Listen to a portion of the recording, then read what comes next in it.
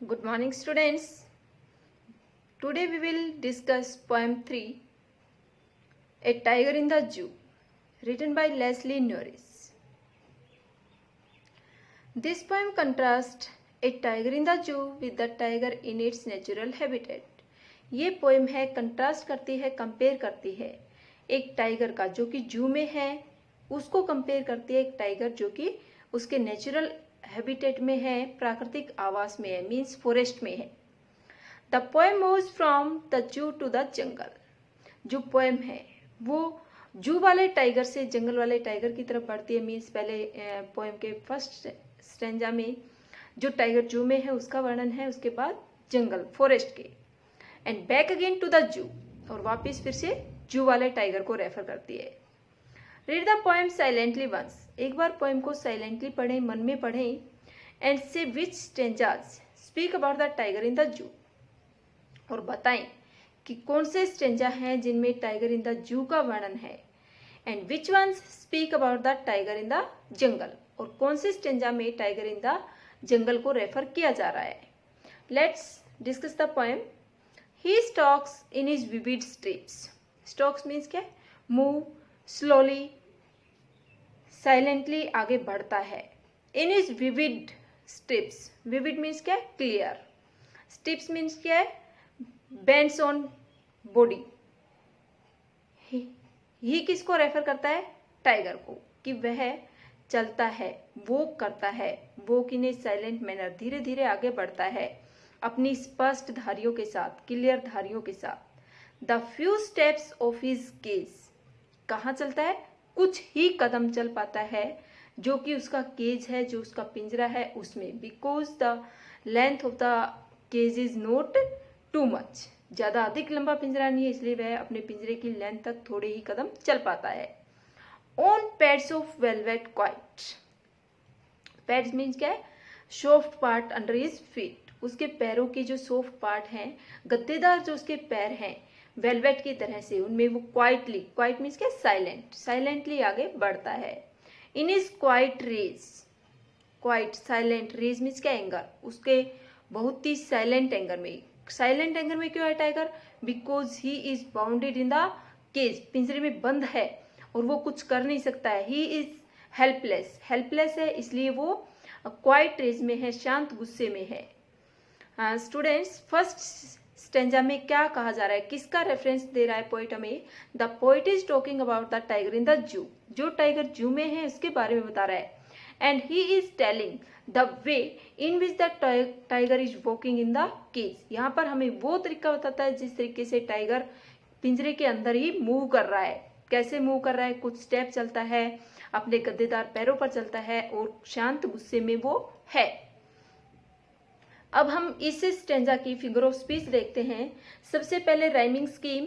First strip है ए, second में cage है, बिल्कुल डिफरेंट है बी, थर्ड क्वाइट, स्ट्रिप और क्वाइट डिफरेंट है, केज से भी डिफरेंट है तो सी, और केज रेज सेम आ गया तो बी। तो इस स्टेंजा की जो राइमिंग स्कीम है वो क्या है? A B C B. उसके बाद हम बात करते हैं और फिगर ऑफ स्पीच की। He stalks in his vivid steps, the few steps of his cage। बेटा एक लाइन से दूसरी लाइन में सेंटेंस कंटिन्यू है। फर्स्ट लाइन के एंड में आप देख सकते हैं कोई भी पंक्चुएशन मार्क नहीं आया है। जब भी कोई पंक्चुएशन मार्क नहीं होता है तो इंजैबमेंट फिगर ऑफ स्पीच का यूज होता है। तो फर्स्ट और सेकंड लाइन दोनों को मिला करके क्या कहेंगे? कौन सी फिगर ऑफ स्पीच है? नोट करें, ध्यानपूर्वक सुने स्टूडेंट्स। क्या है? इंजैबमेंट। ओके, फर्स्ट लाइन में ही किसके लिए यूज हुआ है? टाइगर को रेफर करता है। ही रेफर्स टू टाइगर, और जो उसकी करेक्टरिस्टिक्स है वो कैसे दिखाई है? ह्यूमन बीइंग की तरह से दिखाई है। मीन्स क्या? ही स्टॉक्स, कि वो वॉक करता है। जैसे कि ह्यूमन बीइंग को हम रेफर करते हैं वॉकिंग के लिए, तो यहाँ पर टाइगर का क्या किया है? पर्सोनिफाइड किया है। तो फर्स्ट लाइन में कौन सी फिगर ऑफ स्पीच आ गई है? पर्सोनिफिकेशन। ही किसको रेफर करता है? टाइगर को रेफर करता है। फर्स्ट लाइन में कौन सी फिगर ऑफ स्पीच है? Personification. Okay, next third line में ऑन पैड्स ऑफ वेलवेट, कि जो उसके पैर हैं, फीट हैं, उनको क्या कहा है? गद्देदार कहा है। किसकी तरह? ऑफ वेलवेट, कि वो वेलवेट की तरह गद्देदार है। मीन्स कंपैरिजन है, एज लाइक का यूज नहीं हुआ है, कंपेयर किया है वेलवेट से उसके फीट को। तो जब ऐसे कंपेयर करते हैं तो कौन सी फिगर ऑफ स्पीच होती है यहाँ पर? मेटाफर है। थर्ड लाइन में क्या है? Metaphor.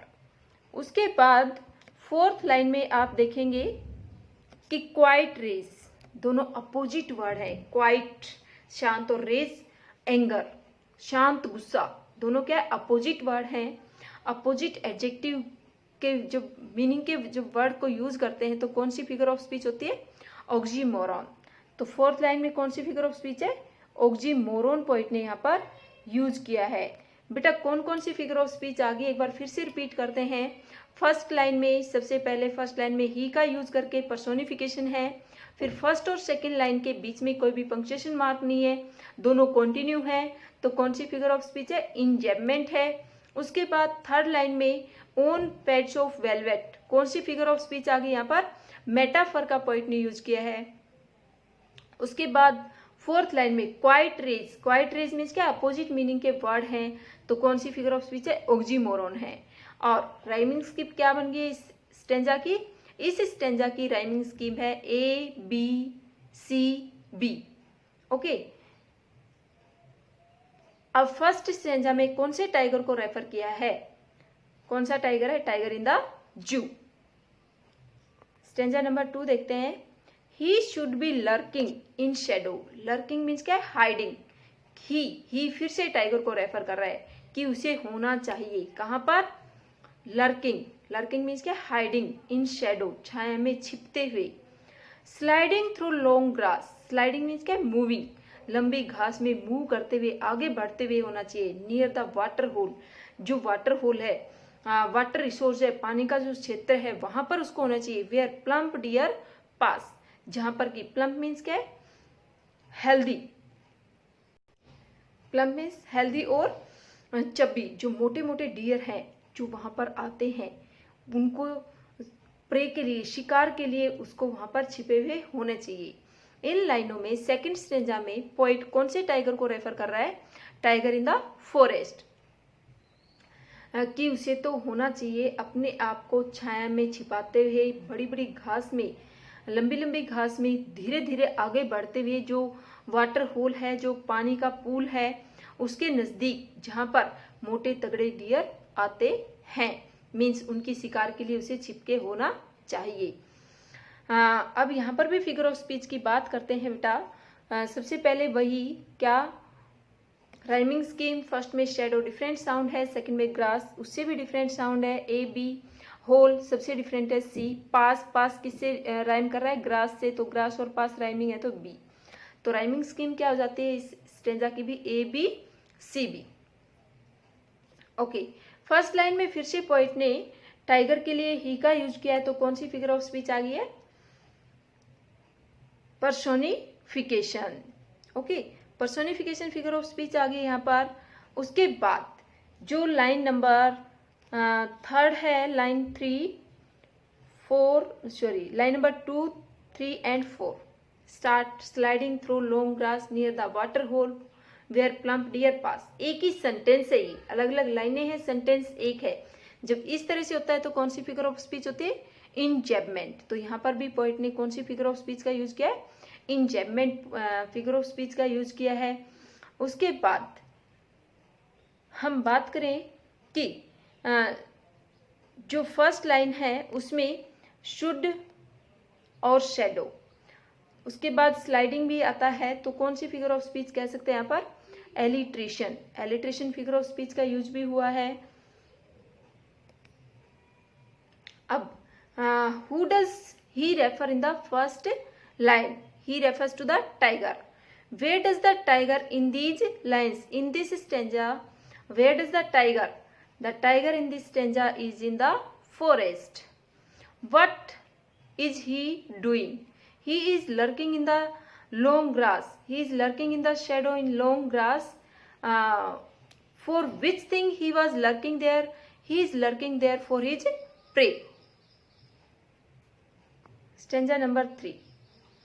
He should be snarling around houses at the jungle's edge. यहाँ पर पोइट फिर से कह रहा है he should be snarling. Snarling means क्या? Making sound. घुराते हुए उसे होना चाहिए। अराउंड हाउसेज, उन घरों के आसपास। At the jungle's edge, edge means क्या, ब्रिंक, किनारे। जो जंगल के किनारे पर बने हुए घर हैं वहां पर उसको होना चाहिए। Baring his white fangs, baring means क्या, शोइंग, दिखाते हुए। वाइट फैंक्स, फैंक्स मीन्स क्या है, फ्रंट टीथ, जो उसके बड़े बड़े सामने वाले दांत हैं वो।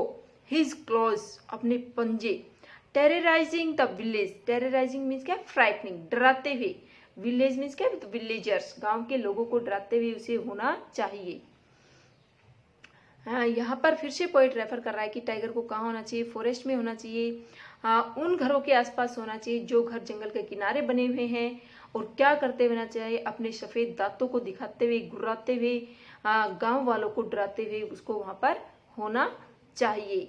अब फिर से राइमिंग स्कीम मार्क करते हैं। House is A, edge B, claws C, और विलेज, एज और विलेज राइम कर रहे हैं तो क्या है, बी। वही राइमिंग स्कीम बन जाते हैं यहाँ पर भी, A B C B. Rhyming scheme की बात होगी है। फिर से फर्स्ट लाइन में ही को रेफर किया है टाइगर के लिए, तो कौन सी फिगर ऑफ स्पीच है, पर्सोनिफिकेशन है। उसके बाद ही शुड बी स्नार्लिंग, शुड और स्नार्लिंग एलिट्रेशन है। और यहाँ पर हम बात करेंगे एलिट्रेशन के अलावा इसी लाइन में शुड ओ साउंड है, अराउंड ओ साउंड है, हाउसेज ओ साउंड है। क्या हो गया ये, एसोनेंस। जब भी वोवल साउंड एक ही सेंटेंस में आती है तो क्या होता है, एसोनेंस होता है। तो इस लाइन में एसोनेंस का यूज भी किया है पोइट ने। और जो फर्स्ट लाइन है वो और जो सेकेंड लाइन है वो दोनों क्या है, एक ही सेंटेंस में है। सेकेंड लाइन के एंड में कोमा है, फर्स्ट लाइन के एंड में कोई भी पंक्चुएशन मार्क नहीं है। He should be snarling around houses at the jungle's edge, एक सेंटेंस बनता है तो क्या है, इंजेबमेंट भी फिगर ऑफ स्पीच का यहाँ पर यूज हुआ है।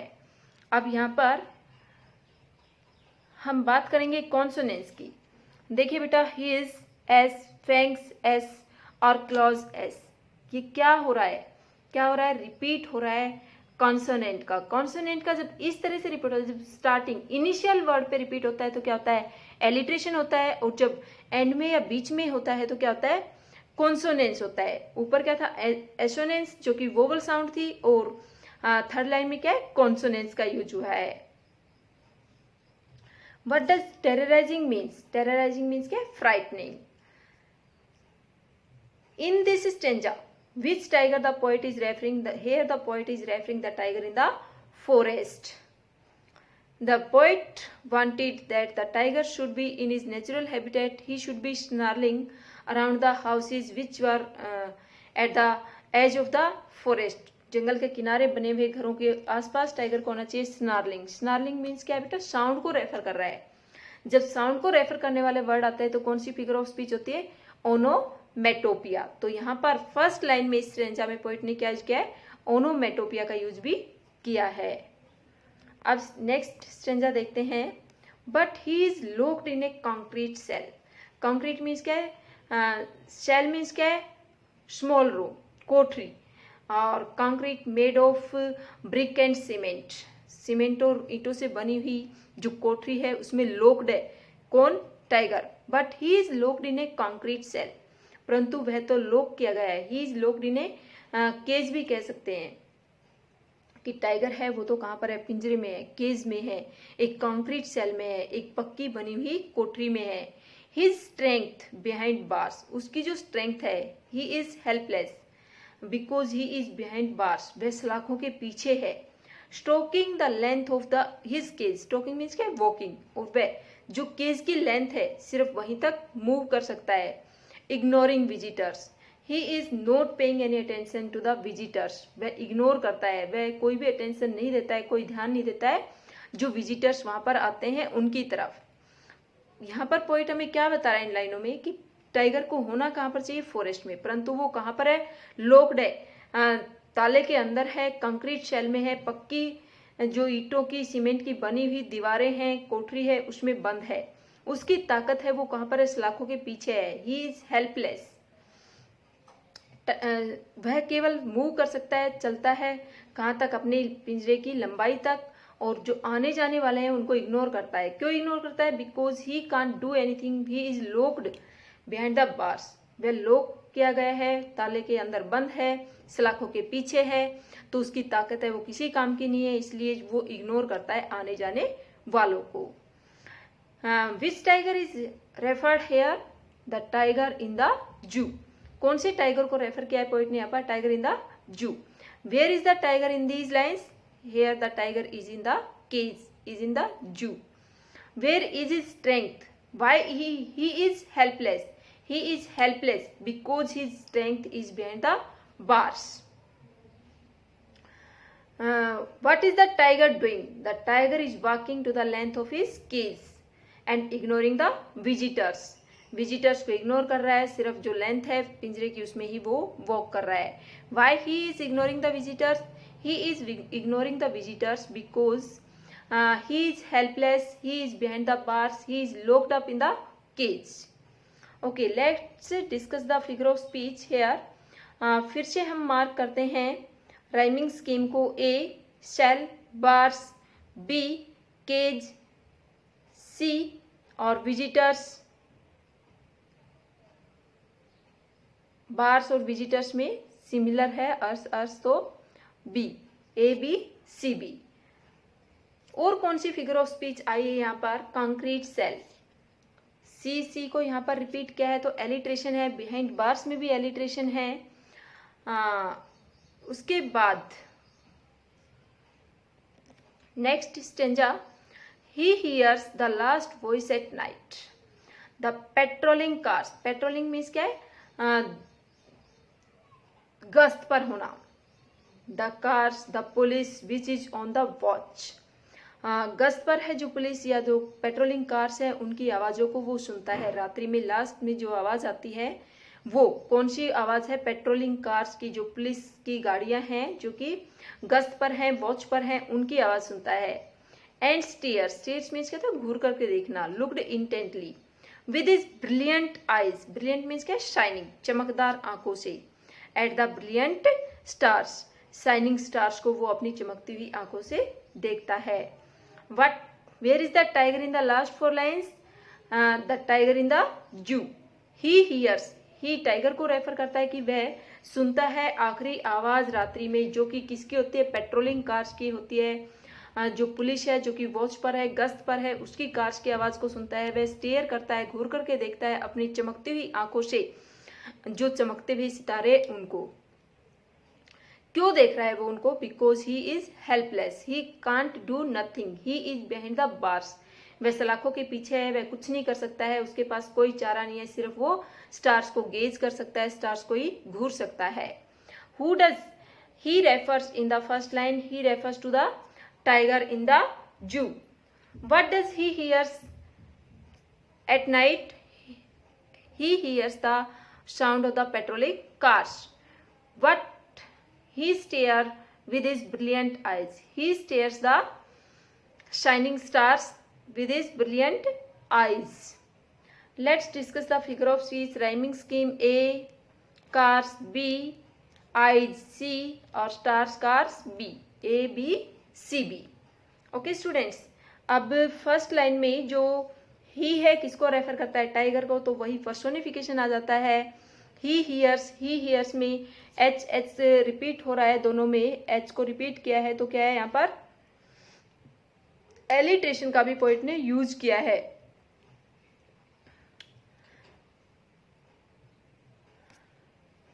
Students, we have discussed the complete poem 3, a tiger in the zoo. I hope it is clear to you. Thank you.